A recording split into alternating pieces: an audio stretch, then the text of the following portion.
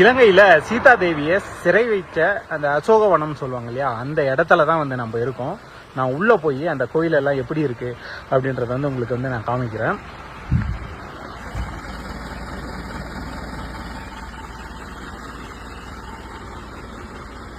நம்ம ஊர் ஊட்டி மாதிரி இலங்கையில நுவரெலியா அப்படின்னு சொல்லிட்டு ஒரு சூப்பரான மலை பிரதேசம் இருக்கு. உண்மையாலுமே சூப்பரான இடம்.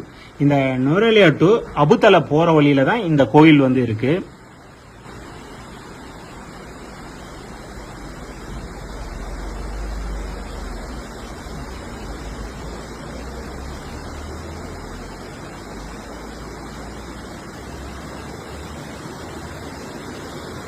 சீதை அம்மன் ஆலயம் அசோகவனம்.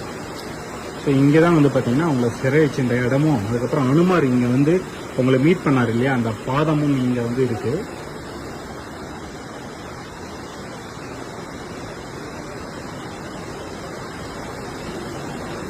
இந்த மரம் ஒன்று இருக்குல்ல, ஸோ இங்கே தான் வந்து பார்த்தீங்கன்னா சீதம்மாவை சிறை வச்சிருந்தாங்க.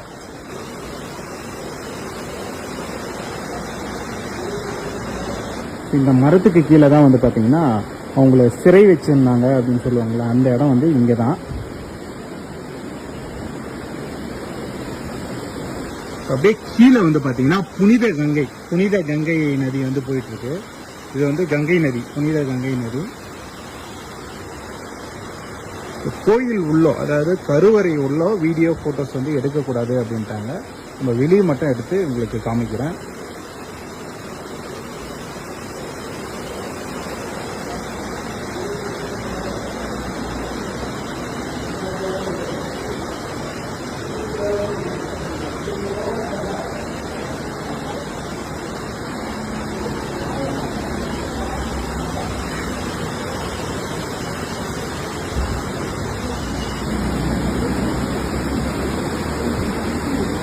சீதாம்மன் புனித கங்கை, அப்புறம் புனித பாதம் இங்கே வந்து இருக்கு. நம்ம போய் பார்க்கலாம்.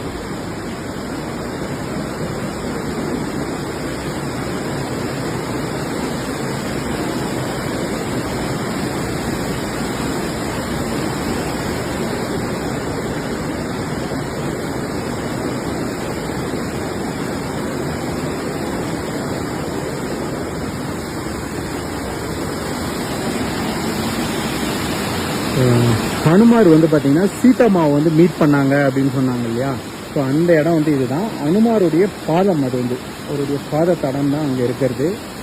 அதுதான் அங்கே போகலாம்.